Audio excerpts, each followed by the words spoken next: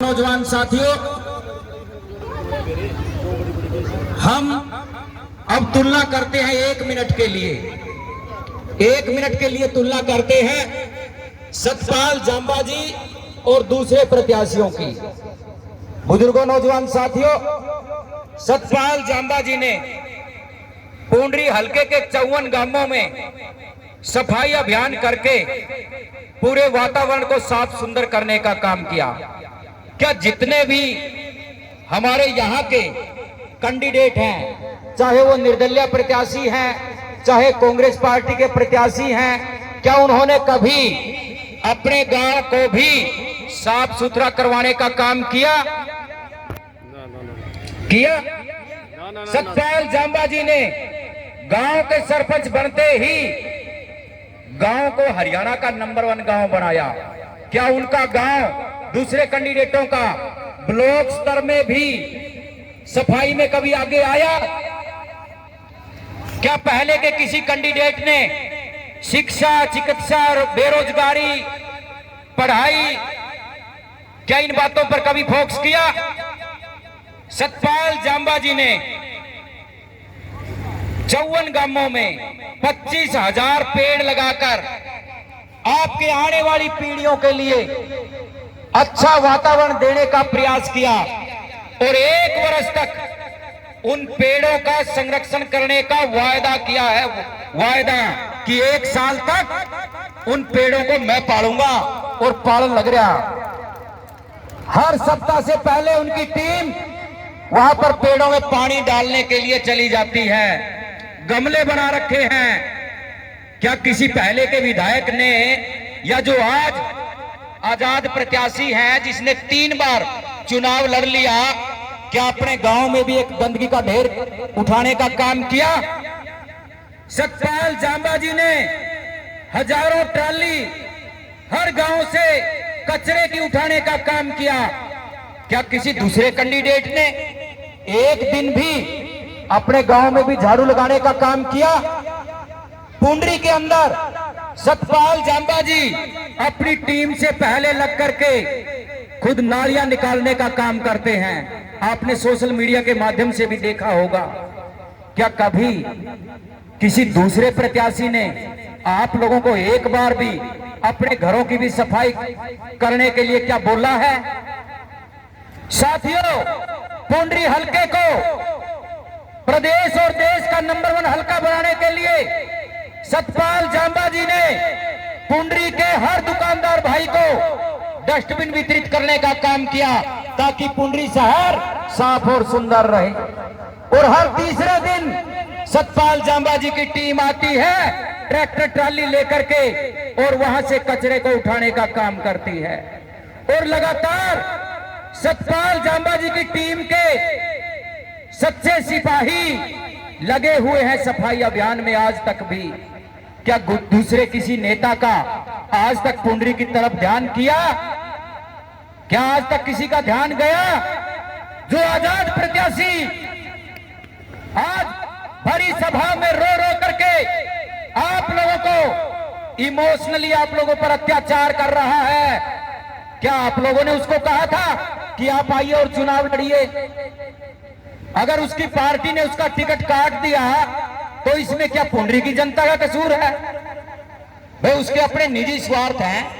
एक तरफ तो लोग कहते हैं, एक पार्टी के लोग कहते हैं कि भाई पहले हम अपना पेट भरेंगे, अपने रिश्तेदारों का भरेंगे, फिर अपने समर्थकों का पेट भरेंगे।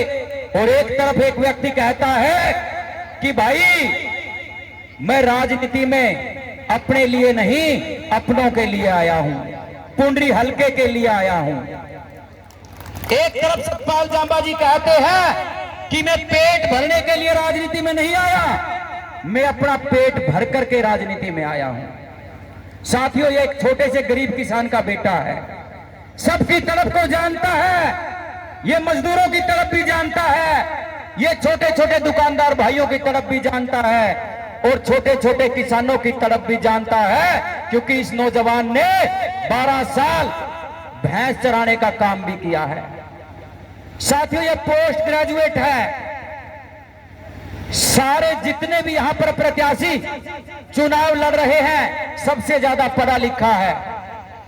दुनिया के 200 देशों की यात्रा इसने कर रखी है, कई भाषाओं का ज्ञान जानता है। और सबसे अच्छी बात, ये पुंडरी को प्रदेश और देश का नंबर 1 हल्का बनाना चाहता है। क्या ऐसे आदमी का साथ नहीं दोगे आप लोग? दोगे साथ? हाथ खड़े करके बताइए, क्या सतपाल जांबाजी का साथ दोगे? भाई सतपाल जिंदाबाद! क्या सतपाल जांबाजी का साथ दोगे, जो पुंडरी को देश और दुनिया का नंबर 1 हल्का बनाना चाहता है? क्या उस आदमी का साथ नहीं दोगे? तो आइए, ये जो हवन चला हुआ है इसमें आहुति डालने का काम कीजिए और एक एक वोट सतपाल जांबाजी और कमल के फूल के सामने वाला बटन दबा करके 5 तारीख को सतपाल जांबाजी को विजयी बनाने का काम कीजिए। बुजुर्गों, साथियों, एक कहावत है कि बुलबुल के पंखों में कभी बाज नहीं होते, बिखरे हुए लोगों के इतिहास नहीं होते, और जिनको पड़ गई है झुककर चलने की आदत, साथियों उन लोगों के सिर पे कभी ताज नहीं होते। बुजुर्गों, साथियों, यूं तो गली के मुर्गों के सिर पे भी ताज होता है, यूं तो गली के मुर्गों के सिर पे भी ताज होता है, लेकिन हुकूमत वही करता है जिसका दिलों पे राज होता है।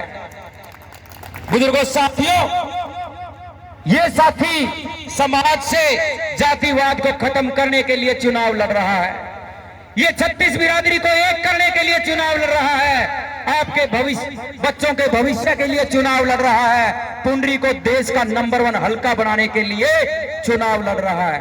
इसलिए साथियों, मैं एक विनती आप लोगों से करना चाहूंगा कि आप लोगों ने सिर्फ अपना वोट नहीं देना, आप लोगों ने जो भारतीय जनता पार्टी के कार्यकर्ता हैं, जो सतपाल जांबाजी के सच्चे सिपाही हैं, उन सब ने अपना अपना गांव डोर टू डोर करना है, क्योंकि साथियों सतपाल जांबाजी हर घर में नहीं जा सकते, लेकिन 54 गांवों की सफाई करके 54 गांवों में 25,000 पेड़ लगा करके सतपाल जांबाजी ने अपनी उपस्थिति हर घर में दर्ज करवा दी है।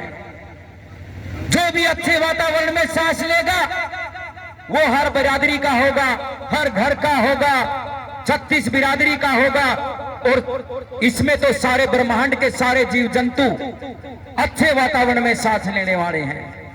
साथियों, ये नौजवान जल बचाने की बात करता है, ये कहता है जल है तो कल है, ये टुंटियां बंद करने की बात करता है। साथियों, ये नशाखोरी के खिलाफ बोलता है, ये नशे को बिल्कुल पसंद नहीं करता।